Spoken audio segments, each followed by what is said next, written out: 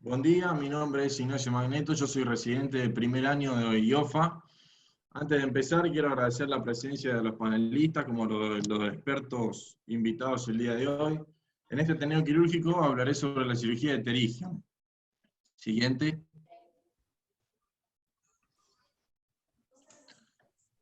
La cirugía de pterigia es una de las primeras cirugías que realizamos los residentes, y creo que es muy importante saber a qué paciente vamos a indicar la cirugía y a qué paciente es preferible no indicársela. Dentro de las indicaciones tenemos la disminución de la agudeza visual, el ojo rojo doloroso, un astigmatismo elevado, que por lo general es a favor de la regla, previo a un afaco, o entre paréntesis, porque no sé si se hace así, se indica en todos los centros, por estética.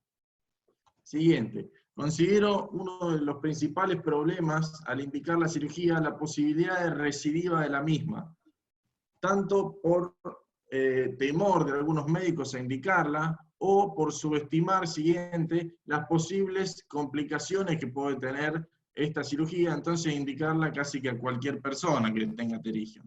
Dentro del plan quirúrgico tenemos desarrolladas distintas técnicas, como por ejemplo esclera desnuda, cierre primario, autoinjerto limbo conjuntival, colocación de membrana amniótica, realización de flap conjuntival, o colocar autoinjerto de mucosa bucal. Cualquiera de estas técnicas combinadas con tratamiento coadyuvante con antimetabolitos o adhesivos tisurales. Siguiente.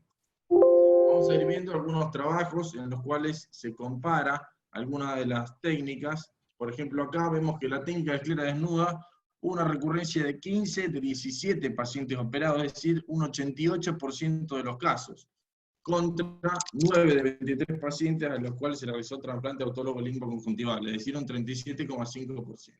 Siguiente. En este otro estudio podemos ver que se comparó el injerto con el cierre simple con colocación de mitomicina, y vemos que en este hubo una recidiva de 10 en 62 pacientes, es decir, un 15,9%, contra un paciente de 52 operados, es decir, un 1,9%. Siguiente.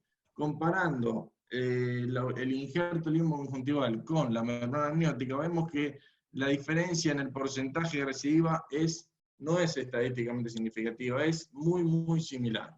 Siguiente, vamos a pasar a ver video paso a paso, cómo se realiza la técnica quirúrgica. En mi caso, por supuesto que estoy abierto a críticas y comentarios de los expertos. Ahí vamos a colocar anestesia subconjuntival, y con la ayuda de un hisopo vamos a escurrir la misma por debajo hacia donde quiero yo hacer el autoinjerto, para no volver a hacer muchos ojales con la aguja. Agarramos con la pinza 012 el cuerpo del pterigion y vamos disecando los planos por debajo a nivel del limbo. Una vez disecado, vamos a abrir las asas y vamos a proceder a cortar en el sitio del cuerpo del pterigion. Hay que tener especial atención en los pterigios de base triangular muy grande, porque se nos puede ir muy hacia superior e inferior el lecho escleral.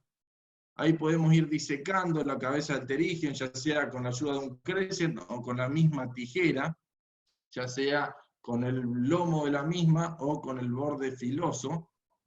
Ahí está en pausa. Y vamos a ir disecando la cabeza, y vamos a ir con mucha cautela y sin tanta tracción sobre la córnea, sacando todo el resto de la cabeza. Una vez pasado este paso, vamos a proceder a realizar la atenectomía, un paso que hay que realizar con mucha cautela y tener principal atención en el recto medial, que se inserta 5,5 milímetros del limbo, y vamos a proceder a realizar atenectomía medial, superior e inferior. Como vemos en este caso, con mucha cautela, siempre separando con la 012 la tendón del globo ocular para tratar de evitar el recto. Nuestra instrumentadora o instructor en este caso puede ir ayudándonos a limpiar el lecho, que puede sangrar un poco. Ahora vamos a ver la atenectomía inferior para terminar de realizarla. Y ahora vamos a ver la liberación de la adherencia a nivel de la córnea con el crescent, siempre respetando el plano horizontal para no ir generando escalones sobre la córnea, no ir profundizando sobre el estroma.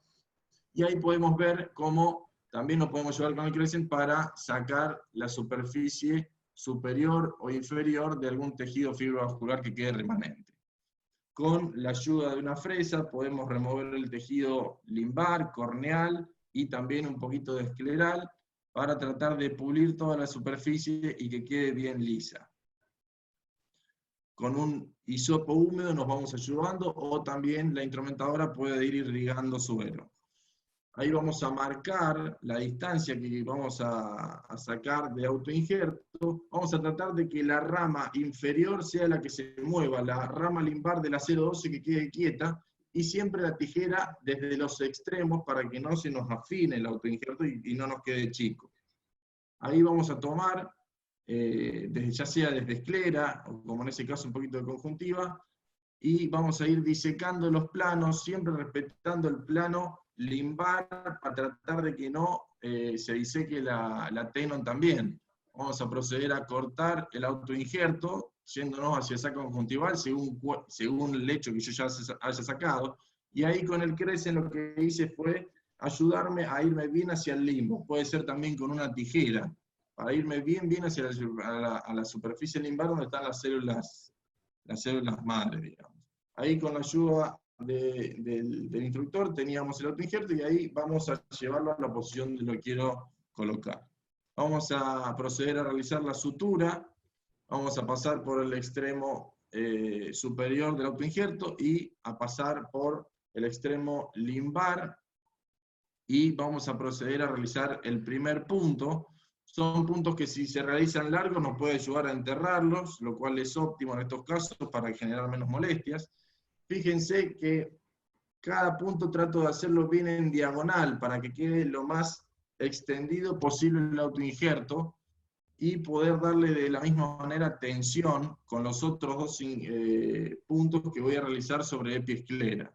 Ahí anudamos y luego vamos a pasar a realizar este punto que es importante porque es el que le va a dar tensión. Podemos pasar por epiesclera para que quede bien fijo y bien adherido a la superficie. Se puede suturar también a conjuntiva, pero por ahí no va a generar la misma adherencia. Ahí pasamos también por epiesclera, son puntos que también se pueden enterrar. Ese ahí salió un poco corto, pero si se hace más largo se puede enterrar tranquilamente. Y vamos a ver que con ese último le vamos a terminar de dar tensión al autoinjerto, y vamos a tratar de imaginarnos, como me han dicho, un cuero en una curtiembre al sol cuando se expone y se tiene bien tenso para generar buena adherencia. Esta es una técnica heredada de mi padre, en la cual vamos a trazar el primer punto limbar con el autoinjerto, y ahí vamos al autoinjerto al sitio donde yo lo quiero llevar. Vamos a realizar un punto corredizo dejándolo no tan ajustado, luego vamos a realizar con otra aguja el paso epiescleral y el sitio por el autoinjerto, vamos a realizar otro punto corredizo, no tan ajustado, y vamos a proceder a cortar el autoinjerto. La ventaja de esta técnica, que parece un poco de lío, pero una vez que si se hace prolija puede salir muy bien, es ahí tirar con los dos cabos largos y hacer siempre el autoinjerto se coloque donde yo quiero, respetando siempre el limbo con el limbo. Y también la ventaja que tiene es que por ahí evito que se me rote el autoinjerto al momento de que lo transpolo desde el sitio hacia la esclera. Esta es una técnica muy similar, modificada, que se nos ocurrió también a nosotros, es realizar un punto en el autoinjerto como marcador. Es un punto simple, no hace falta ajustarlo, para marcar el sitio y saber que es el extremo distal. Voy a pasar el punto por el extremo proximal, limbar del autoinjerto, y voy a pasar por el sitio donde lo quiero llevar, siempre respetando el diagonal del punto para después dar la tensión.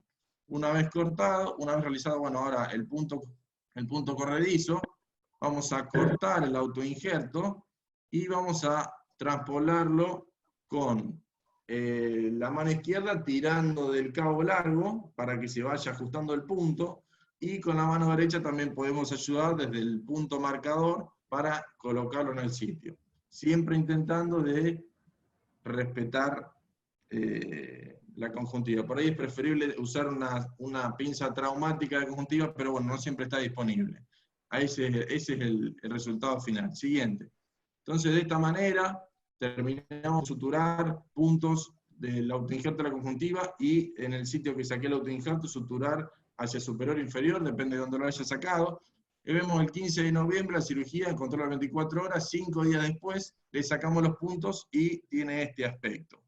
Siguiente, este otro caso, un paciente que un pterigion recidivado, el 24 de enero, el control de 24 horas, vemos que 7 días después ya le retiramos los puntos y ese es el aspecto del ojo.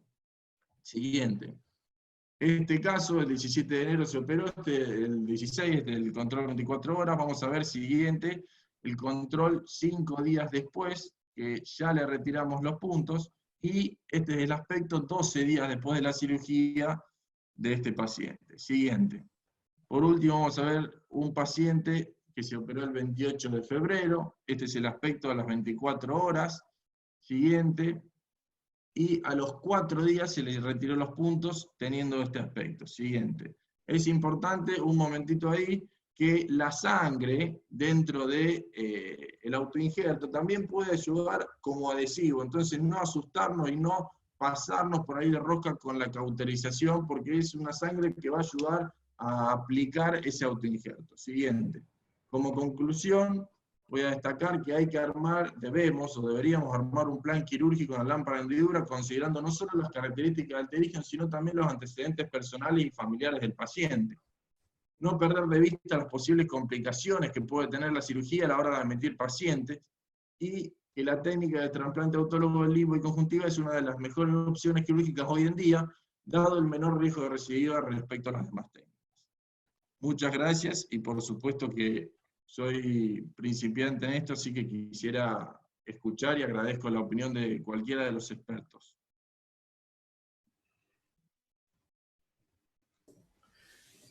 Muy bueno, Ignacio, la verdad que nada, completo, y ese trabajo original de Sim que mostraba sobre el éxito de la técnica es para mí uno de los más completos. El trabajo que se desglosa específicamente cómo evitar la recurrencia, que es nuestro gran cuco, ¿no? En todo esto. Y es súper interesante porque es un metaanálisis donde evaluaron muchísimos centros y al mismo tiempo establecieron de que la única manera de disminuir la recurrencia es la buena técnica. Ni el coadyuvante, ni la mitomicina, ni la membrana amniótica, ni el tipo de pterigion frena o disminuye la recurrencia, sino que es la buena técnica, como mostraste vos, del autoimplante de conjuntiva, suturado o no suturado. El autoimplante de conjuntiva lleva un 9% o a un 7% según algunos estudios la recurrencia, y eso es de lo más interesante, porque la esclera desnuda, como ponías, o el injerto simple, o incluso la derivación hace que la recurrencia sea casi el 40 y tanto por ciento.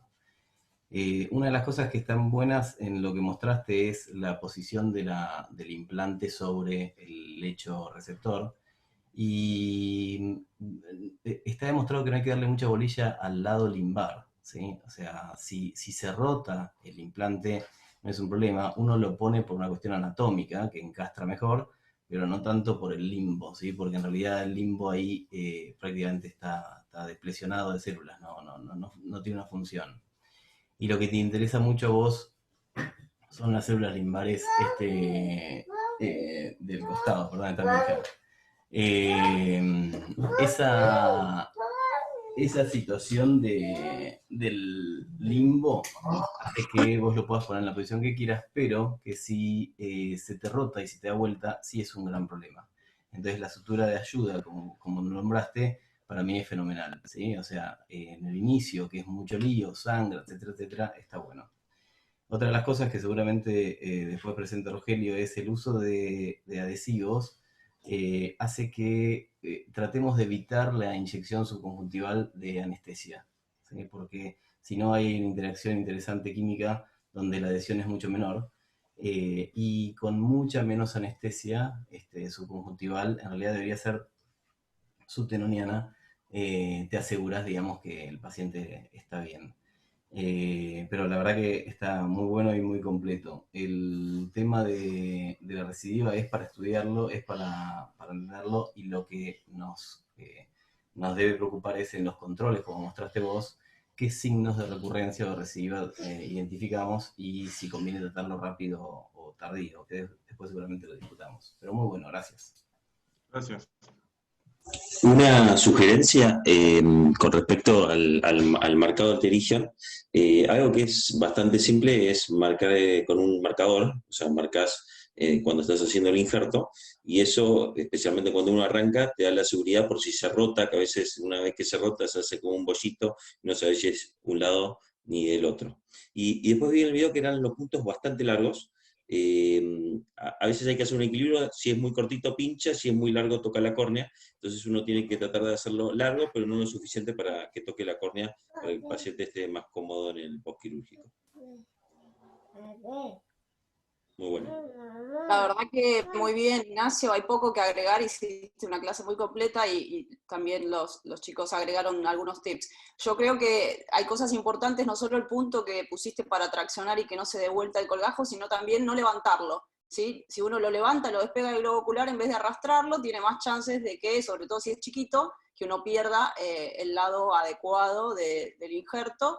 Y como decía también Rogelio, marcarlo o ponerle el punto son algunas ayudas adicionales. A mí otra cosa que me gusta, sobre todo cuando el donante, la conjuntiva superior donante, queda desnuda y es una área amplia, tratar de poner un punto tipo de colchonero para aproximar la conjuntiva, y eso molesta menos al paciente, porque es un área que si no va a generar como a veces un granuloma o una molestia importante, de una cirugía que por ahí fue impecable y genera un malestar por varias semanas al paciente. ¿Alguna cosa más? Bueno, yo creo que usamos puntos porque si bien el pegamento tisular está buenísimo ponerlo, es un poco más caro, encarece bastante la cirugía, así que es válido poner los puntos. También yo procuro no ajustarlos tanto, ya que los vamos a dejar para remover. Es más fácil, si uno no lo ajusta tanto, después removerlo en lámpara de hendidura. Básicamente eso. Y siempre el mensaje a hacer autoinjerto, porque claramente está demostrado que la posibilidad de recidiva es bajísima, mucho más baja que en todas las demás técnicas. Muchas gracias. Bueno, después hay preguntas en el chat, si quieren ir contestando en el chat, así no nos atrasamos mucho o lo contestamos al final. Vamos a seguir con Agustín, no, perdón, Agus, seguimos con Luz del Hospital Austral, que ella va a presentar otra técnica. Buenas, ¿cómo están? A ver, ahí se ve mi pantalla. Sí, se ve. Buenísimo. Bueno, yo soy Luz de Zavalía, residente de primer año del Hospital Austral, y lo que os voy a mostrar hoy va a ser básicamente la técnica de Terigion con los selladores de fibrina, no tanto en sí toda la cirugía del Terigion, como ya mostró Nano, sino básicamente esta última parte. ¿Qué serían básicamente los selladores de fibrina? Son un adhesivo tisular. Por eso es que también se llaman adhesivos biológicos y básicamente tienen dos componentes principales, el fibrinógeno y la trombina. Pero también constan de otros componentes, de los cuales no todos derivan del suero humano, y esto ¿para qué nos sirve saberlos? Simplemente para tener en cuenta que a la hora de utilizar esta técnica, también hay que consultar al paciente si tiene algún tipo de alergia a vacunas o a lácteos, porque provienen del suero bovino. ¿Cómo actúa estos selladores de fibrina? Básicamente, como contiene el fibrinógeno y la trombina, forman un coágulo de fibrina que es inestable, que luego se convierte en un coágulo de fibrina estable, y que gracias a la aprotinina, que es un fibrinolítico, no se degrada. Básicamente lo que reproduce es la última etapa de la cascada de coagulación. ¿Cómo se lo usa? Bueno, depende un poco obviamente de la marca. En la que usamos en el hospital consta de 4 frasquitos. Lo primero que hay que hacer es mezclar los 2 frascos azules y por otro lado los 2 frascos rojos. Nos tenemos que acordar que el azul corresponde al fibrinógeno y el rojo a la trombina. Y luego, de forma estéril, ya preparar el contenido de cada frasco también en la jeringa azul correspondientemente y en la jeringa roja. Luego hay dos formas de ponerlo, que puede ser ponerlo de forma simultánea porque trae un eyector para hacerlo, o poner por un lado primero el fibrinógeno y después la trombina. Cualquiera de las dos formas son correctas.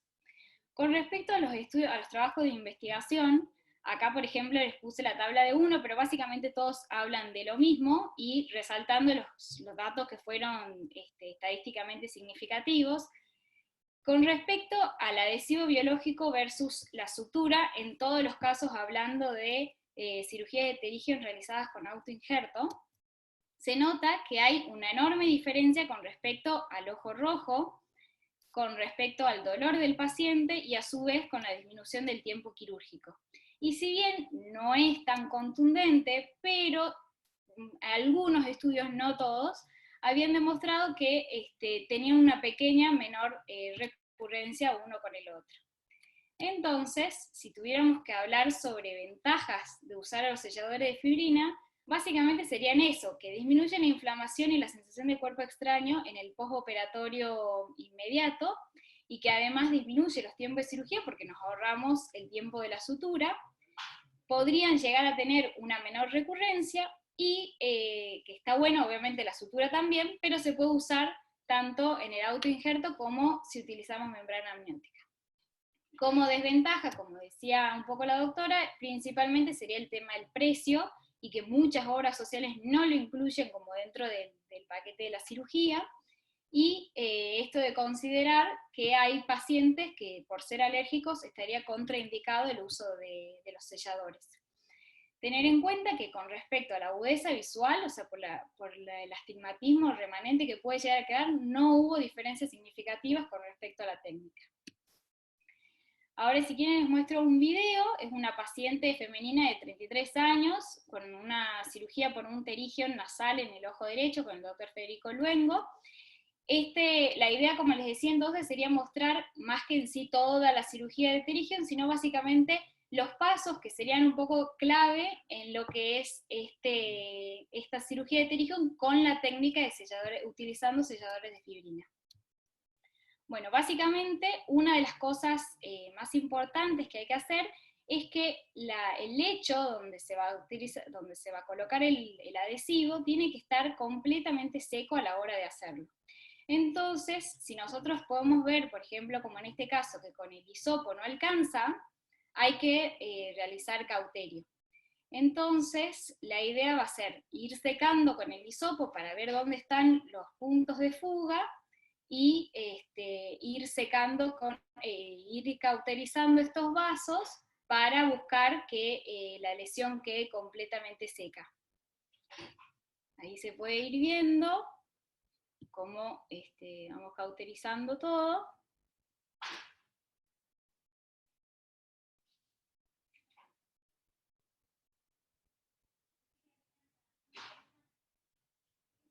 Buscar también por debajo del bolsillo de la conjuntiva.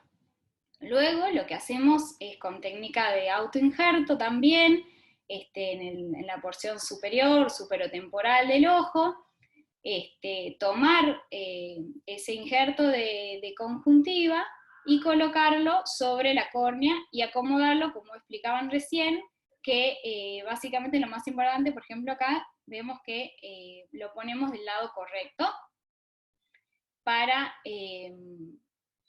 poder probar, digamos, por un lado, probar que el injerto está correctamente con respecto a la lesión que había quedado, antes de poner el pegamento, como para quedarnos tranquilos, ya que una vez colocado el pegamento ya no tenemos mucho tiempo. Una vez realizado eso, acomodamos nuevamente el injerto sobre la córnea y preparamos, o en este caso, bueno, la instrumentadora nos preparan el sellador. Se coloca entonces, nosotros lo hicimos por técnica separado, primero las gotitas de trombina, de fibrinógeno, y luego las gotitas de trombina. Es fundamental dos cosas: uno, usar poca cantidad, como vimos ahí en el video, y además que tiene que ser la misma cantidad de ambos componentes. Luego rápidamente, pero de forma obviamente prolija, colocamos el injerto sobre la lesión Y hacemos este movimiento que es fundamental, que lo que hace es, permite aplastar el injerto para que éste se adhiera de mejor forma, pero además ir sacando el excedente que pueda haber quedado de pegamento, y a su vez hacer como una bolsita para que no queden límites del injerto, o sea, para que todos los límites del injerto queden por debajo de la conjuntiva. Una vez realizado todo esto, incluso se puede poner un poco más de adhesivo para que se pegue mejor esta bolsita que se había generado, como ahora vamos a ver acá en el video, colocando de la misma forma. 2 gotitas de fibrinógeno primero y después 2 gotitas de trombina. Una vez colocado todo el sellante, se adhiere el injerto y se fija el mismo para evitar, obviamente, que esto pueda llegar a salirse.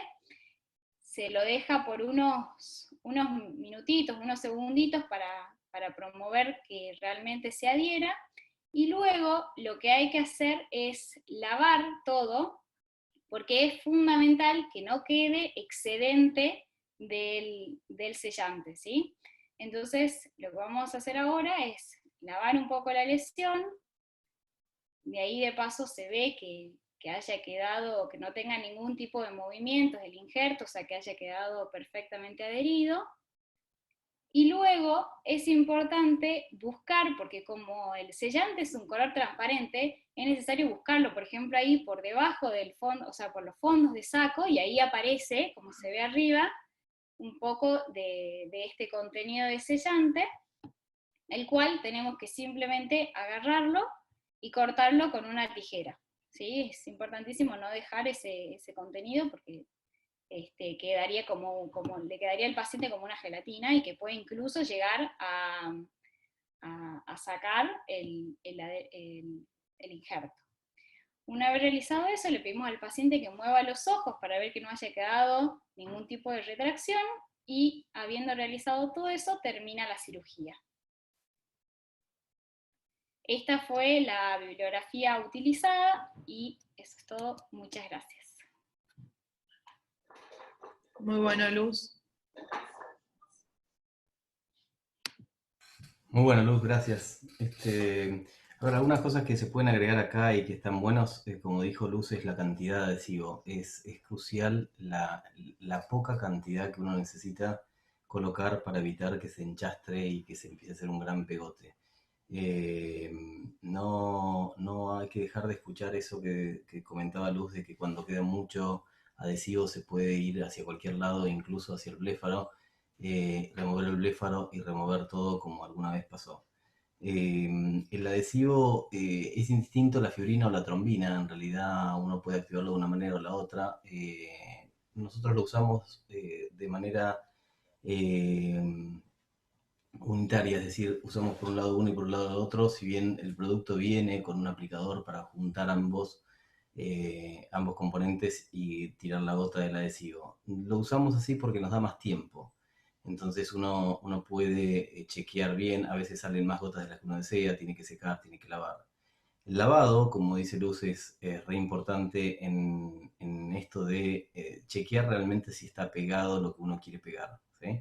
Esto en menos de 30 segundos ya está pegado. Entonces, si después de ese tiempo uno lava y el flap flamea o se mueve, es importante volver a colocarle el adhesivo. Y con la cánula más finita que se pueda, ¿sí? Al principio uno empieza con las agujas que vienen en el kit, tanto de Tissuecol como de Veriplast, y va afinando después esas cánulas. El tema es que la cánula hay que evitar que toque al otro componente, porque si no se pega, ¿sí? Y eso es muy incómodo. Y después una cosa para agregar, y con esto termino, es el tema de los bordes. Hay dos escuelas muy grandes con respecto a los bordes que uno lleva hacia ese autoimplante.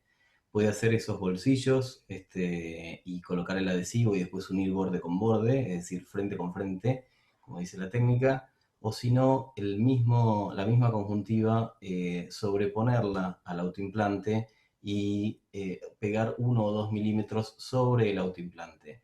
Eso siempre y cuando la conjuntiva lo permita, nunca hay que estirarla, porque si no después se va a retraer cuando el paciente mueva el ojo. Y el tamaño del implante es importante que sobrepase el tamaño del pterigión que sacamos. Entonces, lo ideal, o al menos así lo aprendimos nosotros, es que sea de 2 o 3 milímetros en todo su periferia para que la conjuntiva se superponga a eso. La macana del borde con borde es que se arma un cordón de adhesivo que en el postoperatorio ese cordón rápidamente se disuelve, a las 24 horas casi no hay ya más adhesivo, y entonces uno ve la conjuntiva donante con la conjuntiva receptora uniéndose y teme a que eso se empiece a despegar. En realidad no, ese lugar es el que ocupaba el adhesivo. Cuando uno superpone el borde con borde, el borde sobre el otro, eso no sucede, pero siempre y cuando eso se puede hacer, siempre y cuando la conjuntiva sea laxa y el injerto sea suficientemente grande. Pero lo demás está muy bien.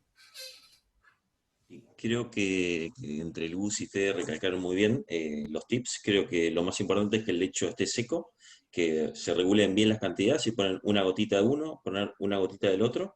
Y otro tip importante es calentarlo. En verano no pasa nada, pero generalmente estos adhesivos vienen de la heladera y si uno los prepara ahí justo y hace la cirugía medio rápido y es invierno, probablemente no le va a pegar de la manera que uno está acostumbrado. Entonces algo que conviene hacerlo es cuando uno lo prepara, que el ayudante lo tenga en la mano y con el propio calor de la mano ya lo permiten calentar.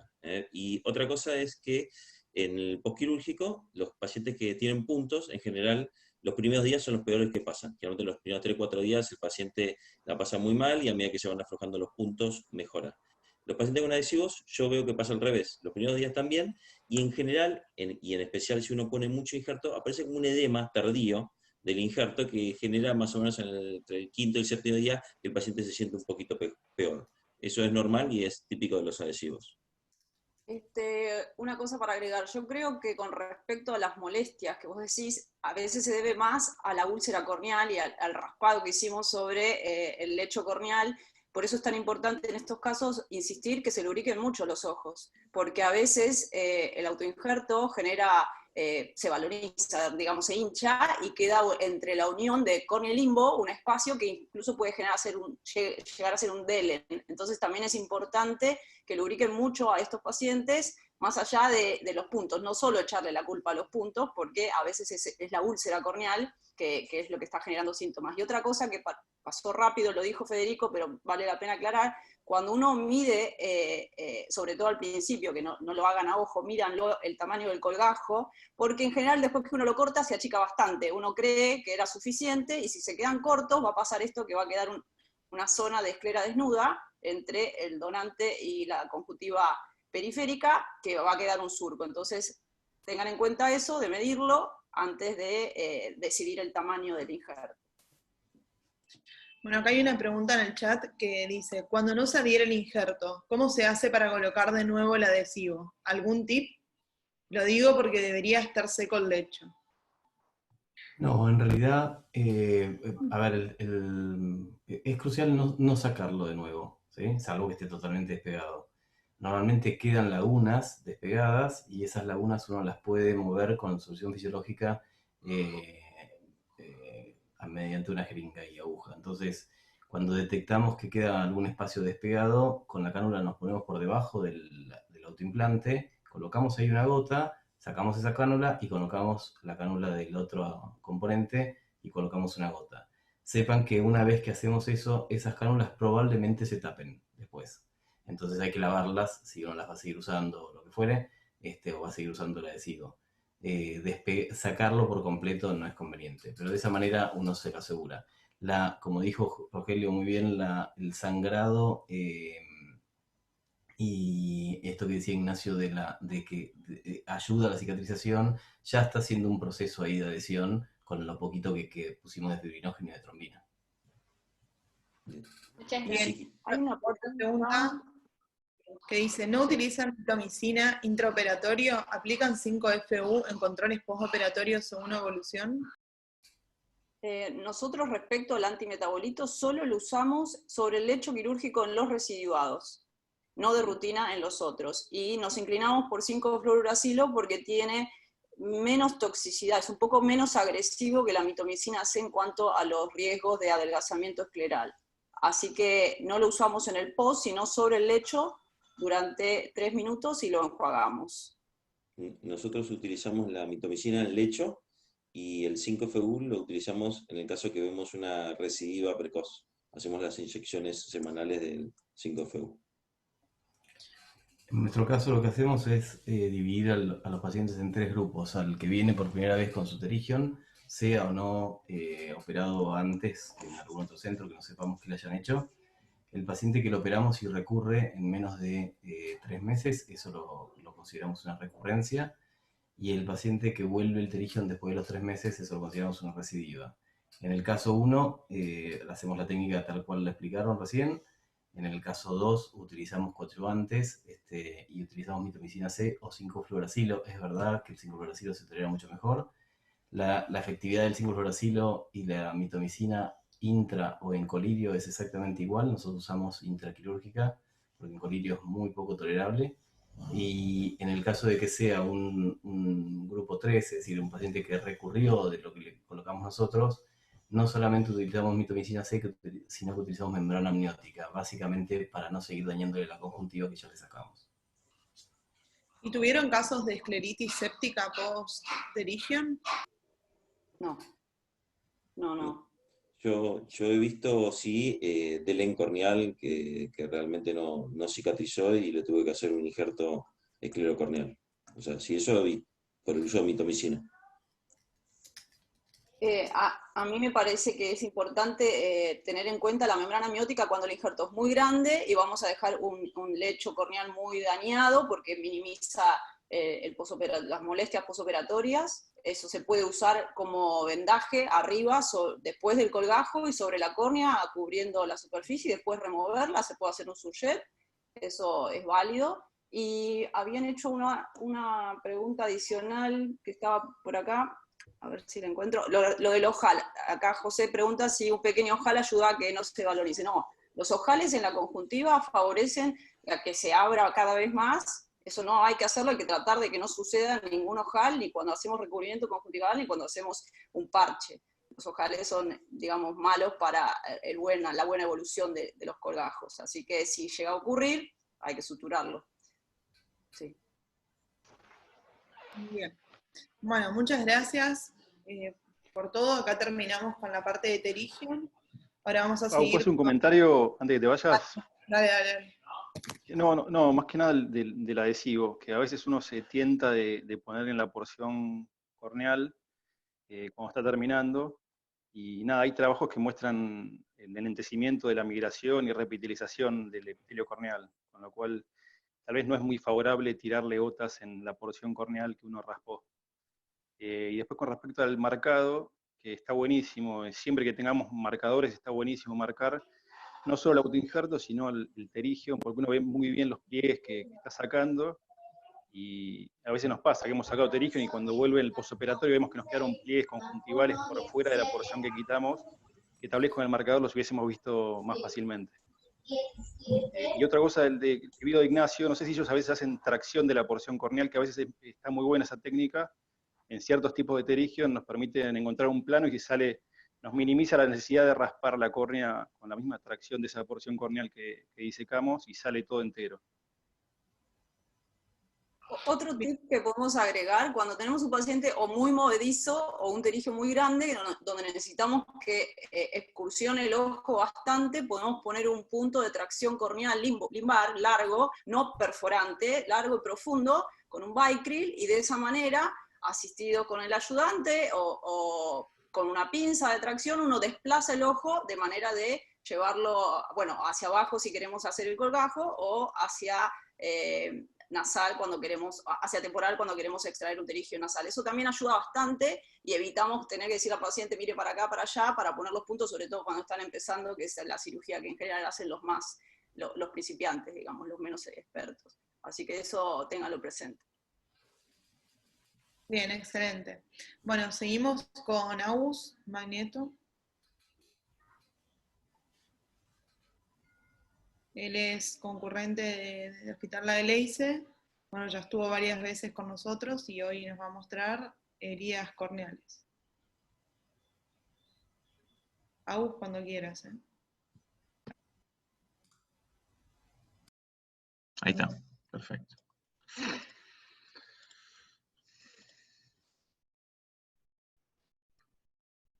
Bueno, buenos días a todos. Gracias por la invitación nuevamente. En este caso vamos a hablar un poquito de heridas penetrantes corneales. Es una consulta muy frecuente en nuestro hospital, así que vamos a charlar un poquito y después mostramos un videito. Los puntos claves que quería resaltar en la clase es que es fundamental un buen interrogatorio para entender el mecanismo del trauma. Esto nos va a cambiar ciertas conductas. Hablar un poquito de cómo abordarlo médicamente, todo lo que tiene que ver con la cirugía y después el seguimiento del paciente. El interrogatorio es fundamental para entender cómo se dio el trauma, sospechar si hay un cuerpo extraño intraocular, lo cual nos puede dar una complejidad muchísimo mayor en el cuadro clínico, si es una herida contaminada, y obviamente el tiempo de evolución, que nos va a hablar un poco del riesgo de infección, e incluso de si tenemos iris extruido o alguna otra cosita, vamos a cambiar pasos durante la cirugía. La biomicroscopía es fundamental para entender cómo está dispuesta la herida corneal. En este caso, ustedes verán el resultado y me dirán que quedaron totalmente asimétricos los puntos, o mejor dicho, perpendiculares. Pero si vemos la herida, vemos que el paciente tiene una especie de scalp corneal a esta altura, y acá la herida tiene este sentido. En cambio, en esta zona, el sentido es más en esta dirección. Fundamental también en la biomicroscopía entender, como les decía recién, la dirección y signo básico que todos conocemos, lo repetimos, es el signo de Seid, del que ponemos una gotita de fluoresceína y vemos si tiene drenaje de humor acuoso por la herida. Algunos exámenes complementarios, te lo pongo más de modo anecdótico, lo encontré en la historia clínica de un paciente. Antes miren lo que se hacía radiografía de cabeza y cuello, ahí buscaban el cuerpo extraño intraocular, y después con un gráfico intentaban ubicarlo dentro del ojo para abordarlo. Esta herramienta, la de la radiografía, nosotros la usamos en heridas penetrantes sin sospecha de CIO, como para estar más seguros, incluso por una cuestión legal, y obviamente ahora todos nos podemos apoyar en la tomografía computada, fundamental en las heridas martillo metal con metal. O sea, si tenemos este mecanismo de trauma, tenemos que hay un cuerpo extraño hasta que se demuestre lo contrario. Y la tomografía, como todos ya sabemos, tienen que ser cortes finos, axiales y coronales de 1 a 2 milímetros. La ecografía, algunos nos pueden decir, y podemos hacer una ecografía sin apretar mucho.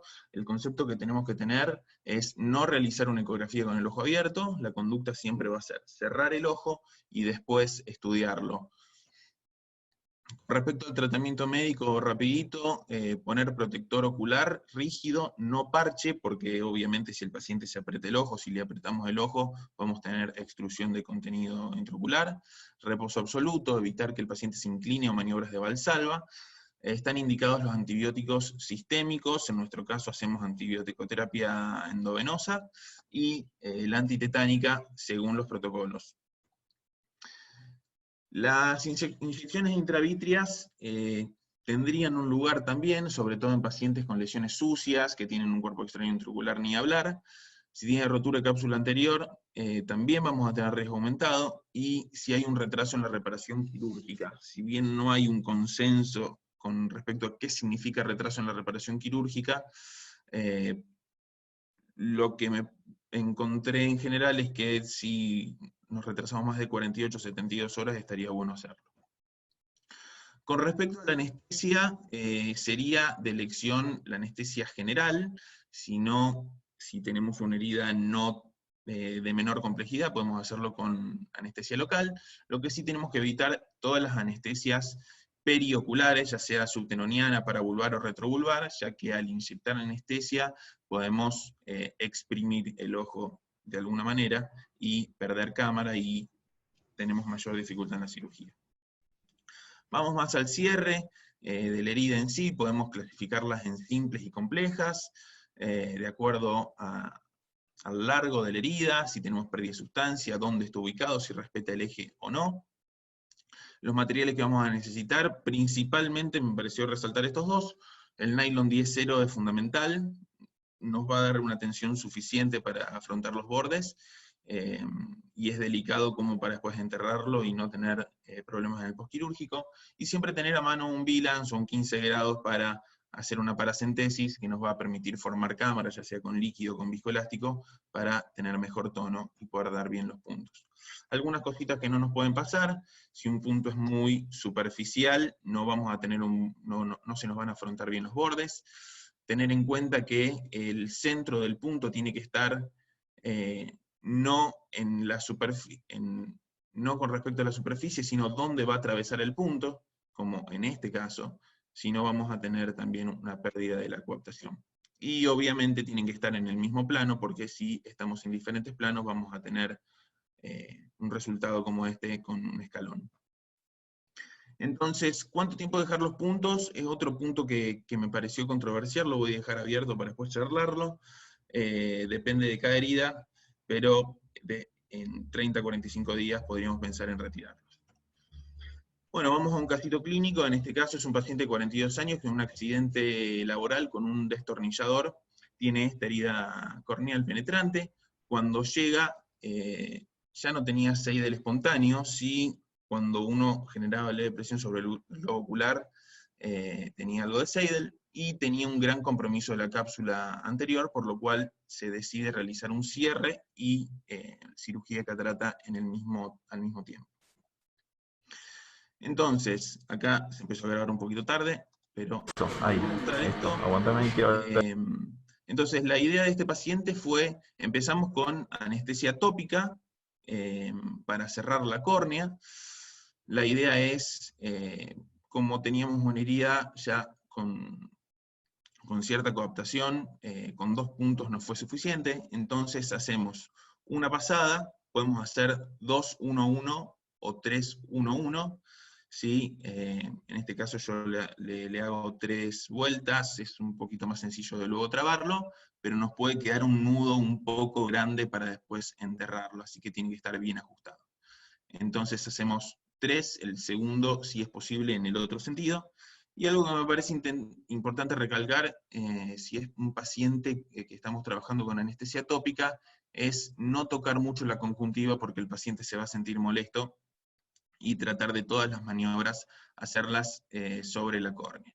Una vez que ya tenemos el primer punto dado, damos el segundo. Acá quiero resaltar algo que me pasó que no está tan bueno, es esto de entrar un poquito, dudar y después hacer otro trayecto. Estas agujas espatuladas, si bien son útiles y no son cómodas para mantener un plano, si entramos y salimos mucho, vamos a romper el estroma y podemos tener problemas después con el cierre hermético.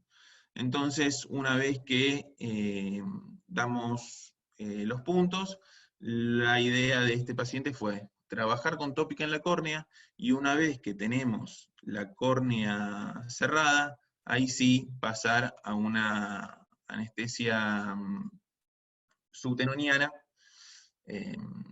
para después realizar la cirugía de catarata.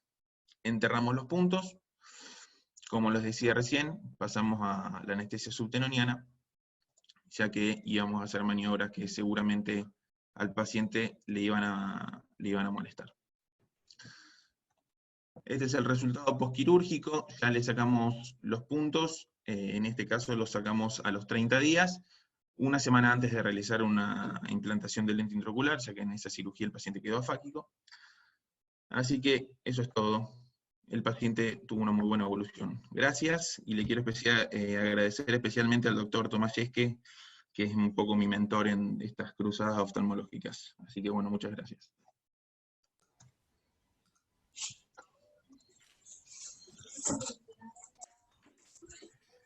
Agustín, buenísima la presentación, muy claro, Gracias. muy conciso. Algunas cosas que se pueden agregar, siempre hablamos con los residentes, el tema de tener tres o considerar tres cosas a la hora de suturar una herida. A ver, cuanto más lineal es la herida, peor es para suturarla, por eso hacemos los implantes, los hacemos circulares, porque cuanto más circular es la herida, mucho más fácil de aplicar toda la física de la sutura. En las suturas hay que tener en cuenta tres cosas muy importantes, que es el ángulo en el que pasa la sutura hacia la herida, la distancia que tenés entre los puntos de sutura y la profundidad del punto. Entonces, como bien mostrabas, el ángulo siempre a 90 grados de la herida es fundamental para que cuando uno atraviesa el borde de la herida y quiere unir borde con borde, la fuerza, el vector de fuerza, sea exactamente de choque contra esa línea de corte. Cuanto más oblicua es la herida, o cuanto más paralela, perdón, la herida no, la sutura, cuanto más paralela a esa herida, el vector de fuerza va a ser exactamente igual al vector de corte, entonces vas a arrugar el borde y no vas a unirlo borde con borde, ¿sí? Lo otro es la distancia. Cuando uno empieza y recibe un trauma, es muy común que le apliquemos 800 puntos a esa córnea lastimada y querramos cerrarlo cuanto antes por temor a todo lo que explicaste muy bien. Pero cuanto más distancia hay entre los puntos, mucho mejor por muchas cosas, por las reacciones adversas que generan los puntos, cuerpo extraño, infecciones, cicatrices e incluso el efecto visual que después queda si uno sutura la córnea sin parar. La macana es que cuanto más distancia ponemos entre los puntos, más largo tiene que ser el punto, ¿sí? Entonces, esa idea de corto y cerca, o largo y alejado, punto de punto, ¿sí? Y uno decide en ese contexto. Lo que hacemos con los chicos en el hospital es evaluar las direcciones de esas heridas y colocamos la menor cantidad de puntos en una línea, después en la otra y después en la otra, como para completarlo. Y por último es la profundidad, que lo mostrabas muy bien. La profundidad del punto, idealmente deberían ser todos de igual profundidad, porque si uno está suturando con puntos simples, no continuos, en una herida lineal y tiene distintas profundidades, esas profundidades distintas lo que hacen es ondular el borde de la superficie, ¿sí? Ni hablar del borde posterior, pero ondular el borde de la superficie. Entonces queda perfectamente cerrado y alineado con un buen vector de fuerza, porque lo hiciste perpendicular, y con una buena distancia, pero la herida queda en este sentido, ¿sí? Toda ondulada. Y al quedar ondulada, nada, es un lío después corregirlo y ni hablar la corrección visual. Como agregados te diría eso, está muy bueno. Una cosa para recalcar, creo que como bien dijo Agustín, una de las claves es el examen previo. Hay muchas heridas que son valvuladas, que a veces poniendo un lente de contacto no se necesitan suturar, y a veces que hay perforaciones puntiformes, específicamente cuando hay melting o alguna infección, que uno va a tratar de un punto y cuando hay melting no se puede, y eso se soluciona bien, si es puntiforme, con la colocación de adhesivos de cianocrilato, que son los adhesivos comerciales. Yo quería agregar algunas cosas. A mí, a pesar de que, digamos, estamos diciendo que el ojo está abierto, me gusta empezar con anestesia subtenoniana. Uno poniendo 2 mililitros nada más puede trabajar con un ojo un poquito más tranquilo que solo empezando con tópica. Esa es una cosa personal, uno tiene que estar cómodo. Las urgencias pueden ser una sorpresa, uno empieza con una cosa y termina con otra. Entonces me parece que podemos evaluar la posibilidad de poner 2 mililitros, después de última, si es necesario, se refuerza. Obviamente empezar con tópica y después la subtenoniana. Otra cosa importante, a pesar de que de suturas hablaste súper completo, es si está comprometido el limbo, primero aproximar el limbo, después mirar el tamaño de la herida y si tiene algún ángulo, empezar por el vértice y luego decidir qué cantidad de puntos. Uno va mirando la herida remanente, qué cantidad de puntos. No es lo mismo trazar un trazo lineal completo que un trazo que tiene un ángulo. Entonces, primero el vértice, después uno determina qué cantidad de puntos le quiere poner. Y lo otro que, agregando a lo que dice Rogelio, si la herida es puntiforme y no la vamos a suturar porque no es necesario, bueno, controlar el trazo y mirar signos indirectos de perforación, porque sabemos que existen cuerpos extraños metálicos, por ejemplo, de una moladora, o como vos decías, del golpe de un martillo, que si bien muchas veces el ojo no se infecta, mágicamente, o porque está caliente posiblemente la partícula, tenemos o una catarata traumática o una hemorragia en algún lado. Entonces también, a pesar de no hacer la ecografía en el momento del ojo abierto, la podemos hacer después. Es una manera más económica para cuando uno no tiene una tomografía, una resonancia, de estudiar a un paciente cuando ya le cerró el globo ocular. Otras, digamos, tips que tendríamos que tener en cuenta. Nada más. Muy bueno. Ya terminamos con las presentaciones de los chicos, así que ahora si los panelistas quieren presentar, creo que la doctora Carla Vitelli va a presentar recubrimiento conjuntival, ¿no?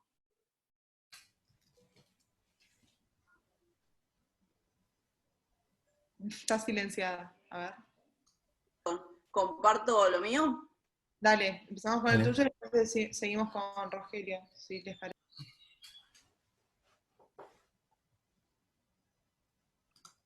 A ver. Un minuto, ¿eh? Suelo hacer algo que todavía no aprendo cómo lo...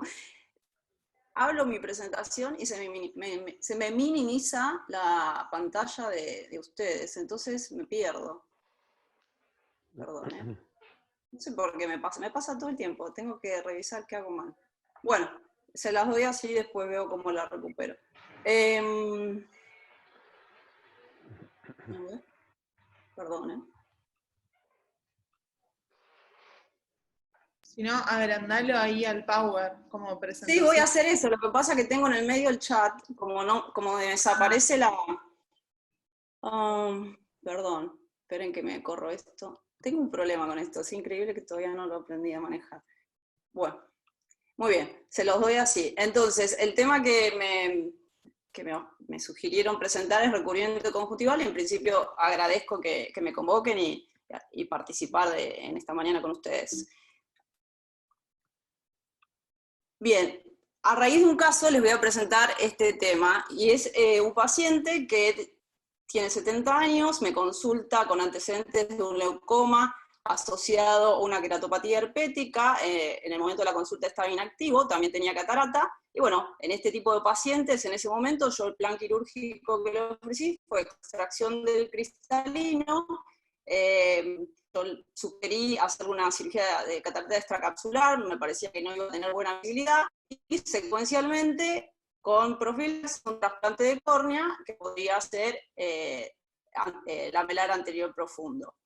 Acá podemos ver si tenemos disponibilidad de un OCT, que este paciente queratopatía herpética presenta un adelgazamiento marcado, ven que tiene un área de 311 micras, y bueno, una densidad de leucoma bastante marcada. En ese momento hacíamos ecometrías, no teníamos biómetro óptico, así que podemos usar las queratometrías del ojo contralateral y el largo del ojo para calcular el lente, en este caso un lente de 24 dioptrías. Y hacer en estos pacientes profilaxis con aciclovir a 400 miligramos cada 12 durante el posoperatorio mientras recibe corticoides, es una manera de minimizar el riesgo de que tenga una recaída herpética. ¿Qué pasa entonces cuando tenemos un paciente con catarata y necesidad de queratoplastia, por ejemplo, por una opacidad? Bueno, podemos decidir hacer una cirugía de catarata inicial en función del resultado visual, hacer o no un trasplante. Hay pacientes que mejoran y después se arrepiente de la necesidad de un trasplante, y eso podemos ofrecerlo de esa manera. O bien ya planificar algo secuencial, que si primero hacemos la cirugía de catarata y después el trasplante, vamos a permitir, por ejemplo, en este caso que tenía herpes, hacer una profilaxis o subir a dosis de tratamiento para minimizar la posibilidad de una recaída herpética. O directamente, siendo más invasivos, una cirugía simultánea, que se llama triple procedimiento, donde estaríamos trabajando a cielo abierto para la extracción de catarata, que por ahí sería lo más agresivo para el ojo. En este caso, este era el plan, sacar la catarata y hacer la queratoplastia lamelar anterior profunda, pero de repente el paciente vivía en el interior y me llama diciendo que tenía el ojo rojo, que le molestaba, que además estaba más blanca la córnea, y que, bueno, la verdad que mucho no le dolía, pero me quería ver. Cuando me ve, lo encuentro así.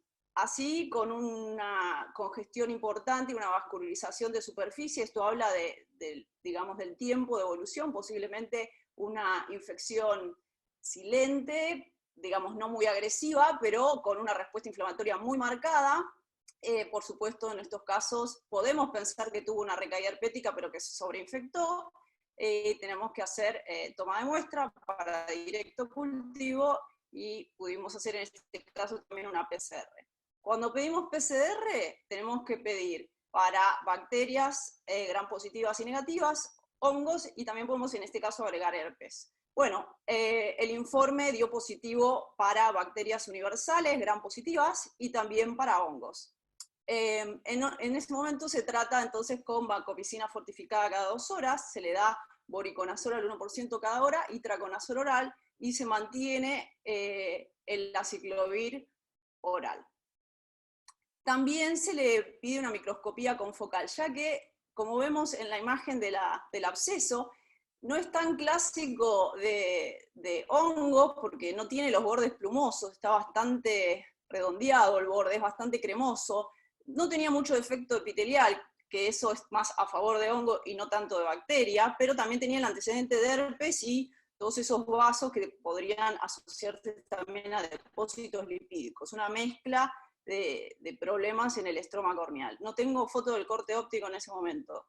Bien, entonces, en este caso, 3 semanas de tratamiento, mala evolución, paciente que no quería quedarse en Buenos Aires, así que se decide hacer la microscopía confocal para tener más información sobre la presencia o no de hongos, y en ese momento Croxato me dice que es muy difícil obtener buenas imágenes y me envía solo el informe, y les resalté ahí que dice elementos lineales muy delgados que podrían corresponder a IFAS. Así que bueno, seguíamos con el mismo tratamiento, pero se le indica una queratectomía para tener biopsia de la zona y un recubrimiento conjuntival para favorecer el curado con la llegada de los vasos y la medicación también sistémica.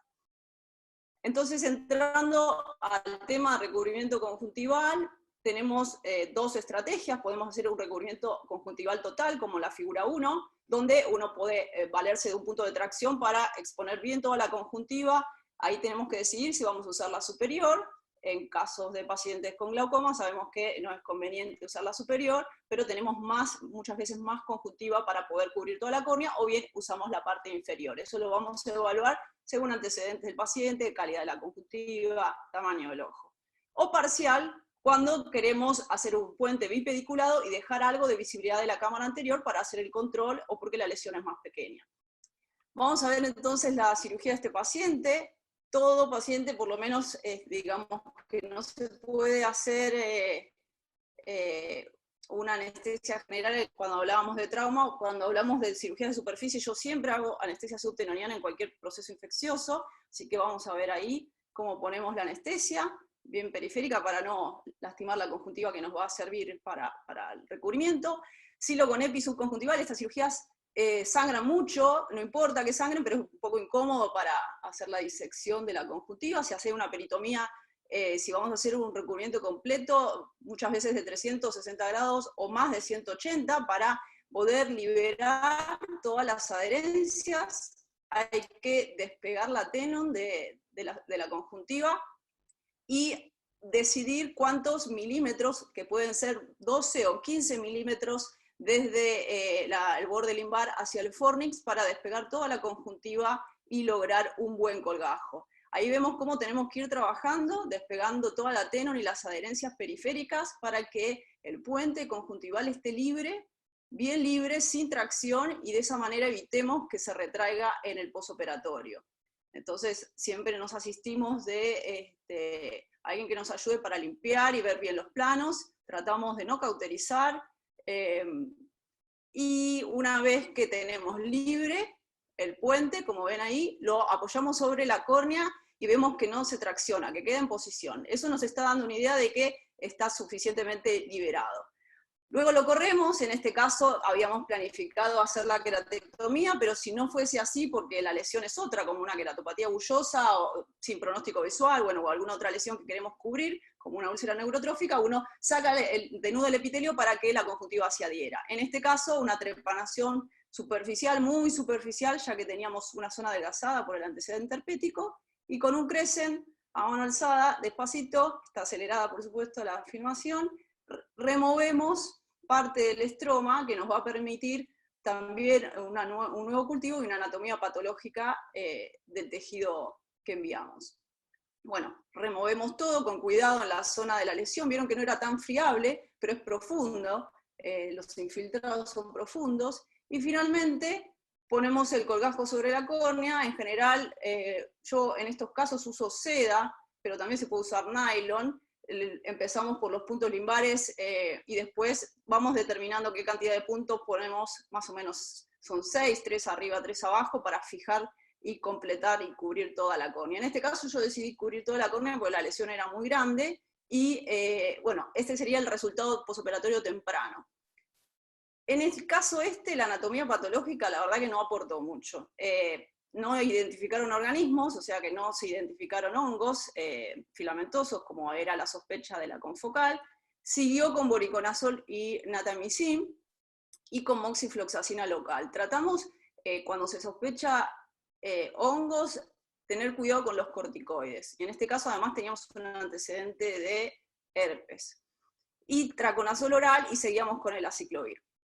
En el posoperatorio temprano, aproximadamente después de un mes o más de la cirugía, uno ve cómo el colgajo se pone más transparente.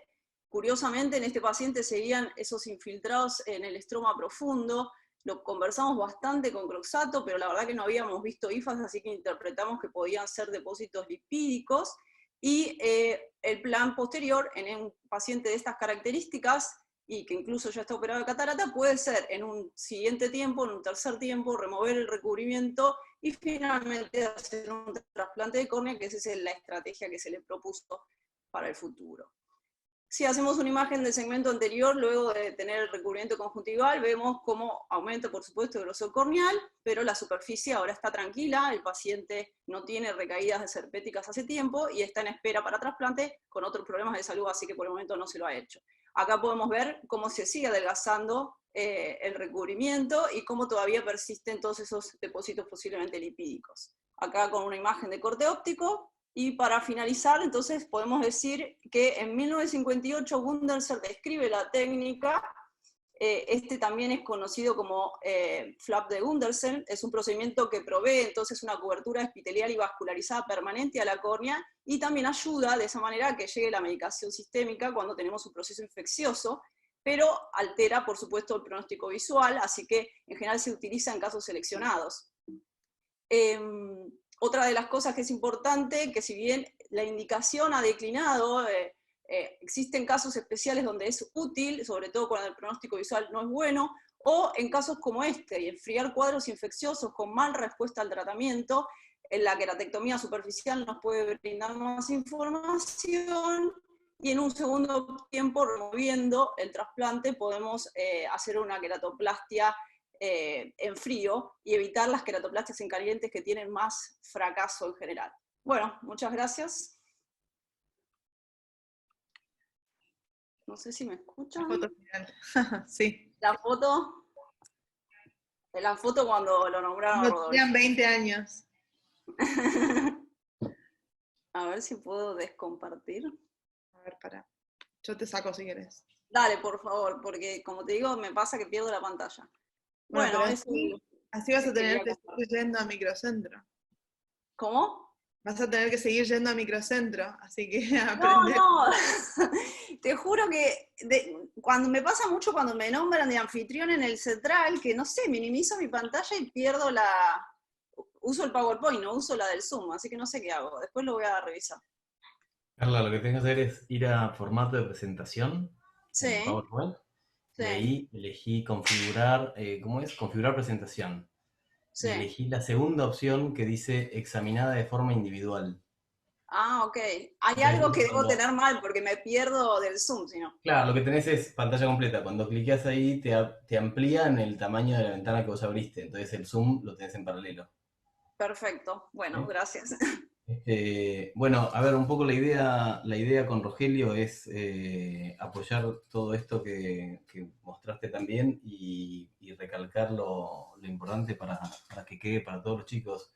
Eh, a ver, Carlos no lo comentó, pero estas son realmente pesadillas que tenemos como corneólogos cuando recibimos pacientes así, porque disponemos de pocas cosas, principalmente del tiempo, para actuar, y muchas veces las decisiones son para tratar de darle tiempo a ese tiempo que no tenemos. Entonces, el Gundersen Plug, como mostró Carla, es una herramienta súper útil, muy piola, que ella en la técnica mostró muy bien el tema de la tenon. La tenon tiene que estar siempre respetada, porque si no, la tracción que hace esa tenon sobre el flap es monstruosa y tracciona después todo, lo levanta, y lo que quisimos hacer a las 24 o 48 horas ya está arriba o está abajo. Cuanto más finito, como mostraba Carla, mejor, principalmente porque nos permite ver. Entonces, uno haciendo un flap como estos conjuntivales de las primeras capas de conjuntiva, en los postoperatorios podemos ver qué está pasando abajo, si no es muy difícil. Y siempre con la idea, como comentaba Carla, de removerlo después para hacer una queratoplastía o utilizar para hacer una queratoplastía, debemos darle la superficie lo más piola posible. La otra cosa que mostraste, Carla, y que está bueno recalcarlo, es la queratectomía sobre la superficie corneal. Eso es muy importante porque la conjuntiva patina sobre el epitelio conjuntival. Entonces, si nosotros el epitelio conjuntival lo removemos y dejamos liberado la córnea desepitelizada, sea Bowman o sea estroma, esa conjuntiva se va a adherir muchísimo mejor, ¿sí? Ni hablar cuando hacemos esto con adhesivos. Si uno hace un buen flap, como mostró Carla, que no se tracciona, que tiene buena movilidad y demás, incluso se puede colocar adhesivo tisular, como comentaba Luz, y eso nada, solamente se puede si está la córnea desepitelizada, si no se va a resbalar y se va a retraer. En el caso, seguramente lo vayan a preguntar, de que se retraiga o que se mueva, hay que ir a volver a colocarlo, y si se retrae o se mueve en un tiempo no temprano, así después de la semana, hay que esperar a que cicatrice y después volver a colocarlo, ¿no? Si no lo dejamos a paciente sin conjuntiva. Pero nada, es para aprender esta técnica porque nos ayuda siempre y nos rescata, ¿no? Rogelio, seguramente tengas un montón de cosas para recalcar también. Sí, mira, la verdad muy buena la presentación de Carla. Creo que hay dos cosas importantes. Una la recalcaste vos, Fede, el tema de hacerlo bien finito, y otra es de cuidar los pedículos vasculares. Yo cuando empecé a hacer recubrimientos creía que le tenía que dar, contra más puntos mejor, y le daba 500 puntos. Y lo que termina haciendo es estrangulando los pedículos del recubrimiento. Por lo tanto, la idea es dar pocos puntos, darlos bien, y si pueden utilizar adhesivos, realmente les va a facilitar mucho, porque van a tener que dar muy pocos puntos. Creo que la estrategia es esa, es que el recubrimiento lleve vasos a la córnea, y lo que hizo Carla es como el tratamiento más conservador para estos casos, pero si uno quiere ser un poco más agresivo, también puede plantear una queratoplastia en caliente, que en estos casos lo que uno tiene que saber es que tiene una residua aproximadamente de un 8% según los trabajos, pero también es una opción viable. Lo que puede ocurrir con los trasplantes en caliente es que, digamos, curemos la infección, pero necesita un segundo trasplante. Entonces, de esta manera, si bien a veces uno lo piensa, el trasplante en este tipo de lesión tenía que ser de gran diámetro, bastante limbar, en un paciente que además tenía herpes, o sea, hay que evaluar todo. Los hongos, si eran filamentosos, son más agresivos, si entran a cámara anterior también. Entonces, si bien hay relativamente pocas publicaciones de recubrimiento para tratar infecciones, sabemos, si está Pellegrino presente o estaba, que es una herramienta que tenemos que utilizar cuando además no tenemos córneas. Entonces nos permite enfriar el cuadro, curar al paciente, y después tenemos tiempo para hacer un montón de cosas más. Incluso un paciente así puede terminar con una DALC y no con un penetrante, aunque tenga 70 años. No se olviden que tiene herpes. Así que la verdad que es válido lo que dice Rogelio, y es algo que hacemos cuando necesitamos, pero hay que ver cada caso. Ahí le di audio a Pele, si quiere hablar. Tu fan número 1, Carla. Sí, no. Lo invité yo. No, mentira. No, está siempre peleojo, ¿no, Carla? Sí, me engancho, hago doble jornada a la mañana. Me sorprendió lo de Federico Luengo, qué clara la tiene, o sea, nadie lo dice, dijo dos conceptos pero que son salvajes. Si se pudiese poner neón, cuando el tipo dice que si no raspás y no arrancás el pedazo de córnea, coquetísimamente, como lo hizo Carla con el querátomo, con una gilet, si no transformás ese lecho en un lecho cruento, luego lo dijo claramente, el epitelio te va a escupir el recubrimiento, no se va a pegar nunca. Hasta hizo ese gesto de resbalada, y es eso lo que pasa. Pongo tanto énfasis en lo que dijo Luengo, porque dijo las dos cosas más importantes, tiene que estar flojo, y tiene que estar sin córnea, sin la córnea séptica. Dale menos trabajo al recubrimiento, sacarle la mayor cantidad a mano. Es un poco eso lo que dijo Federico. ¿Por qué pongo énfasis en esto? Porque estoy cansado de los que dicen el recubrimiento no sirve para nada. Claro, no sirve para nada si no lo sabes hacer. Ahí realmente no sirve para nada. Si lo pones arriba de la córnea como viene, si te queda tenso, si no libraste bien, sí, realmente no sirve para nada. Como el que mostró Carla y con las acotaciones de Federico, el recubrimiento después de la rueda es el invento más maravilloso que tuvo la humanidad. Se cansó de salvar ojos en Latinoamérica.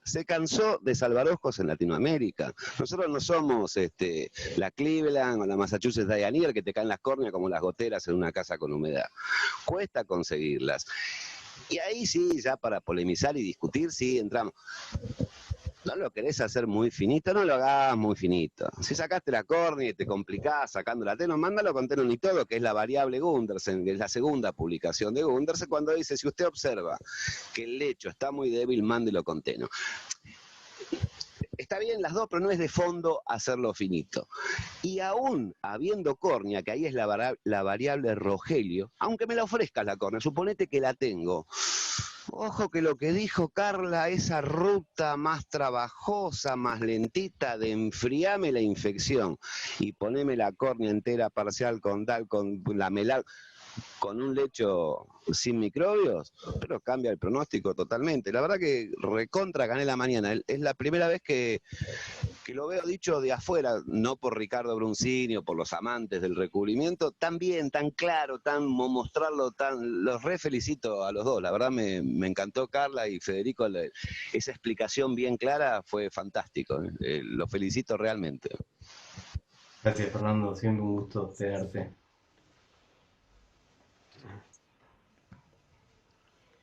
Bueno, Fede, ¿querés que sigamos con Rogelio? Sí, claro. Bueno. ¿Puedo hacer una acotación mientras va cambiando la pantalla? Que me quedé con el tema de las heridas penetrantes que presentó Agus.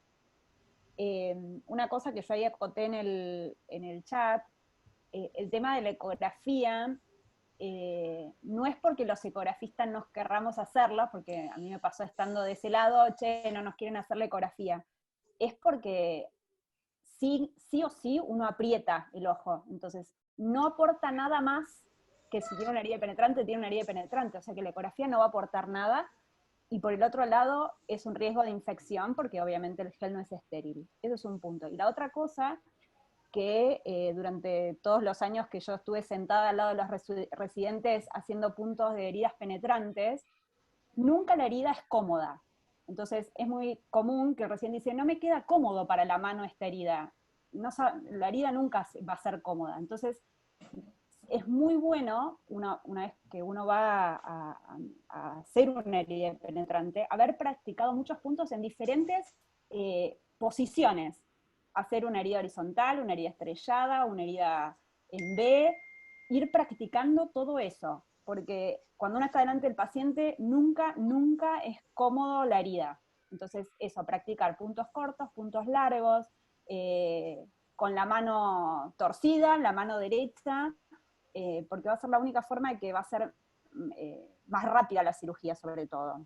Y otra cosa importante para los controles postquirúrgicos, uno piensa, no, está bien la herida, pero la herida cuando se matiza, empieza a producir Seidel muchas veces. Entonces, controlarlo día a día, que no tenga Seidel en los postoperatorios, porque muchas veces hay que volver a entrar al paciente para poner algunos puntos. Eran esas acotaciones nada más.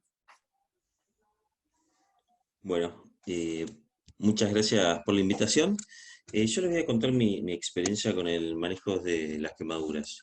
Nosotros en el Hospital Alemán tenemos un centro que se llama el CEPAC, que es un centro de asistencia en quemaduras, y generalmente como corneólogo lo que nos pasa es que recibimos el caso de quemadura ya avanzado cuando tiene la insuficiencia lumbar, y al tenerlo dentro del hospital me dio la oportunidad de poder ver toda la evolución de los quemados, o sea, desde que el paciente entra quemado y toda la evolución en los meses siguientes. Por lo tanto, adquirí un cierto manejo específicamente en las quemaduras agudas, y creo que es un concepto importante que tienen que tener todos los oftalmólogos. Y les voy a contar justamente este caso, que es el peor que tuve. Este es un paciente de 33 años que estaba arreglando una cinta transportadora de cal, y mientras estaba arreglando, un compañero activa la máquina, se cae y queda sepultado justamente con la cal, porque empezó a andar. Y del punto de que quedó inconsciente, por lo tanto se quemó la vía aérea, pero lo que más tuvo quemaduras fueron los ojos. Esto fue en Olavarría, fue atendido en Olavarría, le hicieron un lavado, lo atendieron al Hospital Zonal de Olavarría, le hicieron un lavado, y después lo derivaron al hospital, le hicieron un lavado, y estas fotos que van a ver son después de 3 lavados. Estas son las fotos que me mandó el residente con el celular. Imagínense, estos son después de 3 lavados. Si ustedes ven, el ojo derecho tenía cal en todo lo que es la superficie, tenía toda la conjuntiva isquémica, y el ojo izquierdo, por suerte, tenía una lesión de menor gravedad, y yo lo que le dije, la primera vez que me mandó la foto del residente, le dije, la vas a sacar esa cal ya. Y lo que me dijo, está clavada en el ojo, no sale.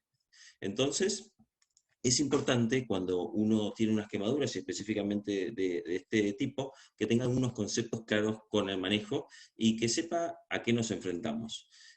Básicamente, si ustedes ven, esta córnea tiene una córnea blanca en porcelana, todo el limbo está isquémico, la conjuntiva está isquémica, y hay una clasificación que permite clasificar la gravedad de estas quemaduras, donde el grado 3 es la pérdida de la transparencia y una isquemia limbar de 1/3 hasta la mitad, y el grado 4 es la córnea opaca. Bueno, este paciente tenía un grado 3 de un ojo y un grado 4 del otro ojo. ¿Qué significa esto? Que tiene muy mal pronóstico. Ustedes imagínense que este paciente tiene 33 años. Por lo tanto, hay que tratar de hacer todo lo que más puedan para mejorarlo, y todo lo más importante es lo que hagan en los primeros momentos, le dirán las primeras 24 horas. Por lo tanto, ¿qué es lo que hacemos a estos pacientes? Y este es un concepto que ya lo sabemos bien, es lavarlo, y lavarlo con todo. Para poder hacer eso, uno pone unas gotitas de anestesia, este paciente estaba inconsciente, se hace el lavado con Rieger, ¿cuánto se usa? Muchos Baxters, y se hace una limpieza de extracción de todos estos grumos de cal con un hisopo de los fondos de saco. Pero yo nunca había visto un paciente donde la cal se había metido y estaba como clavada en la conjuntiva y en la esclera. Nunca en mi vida vi algo así.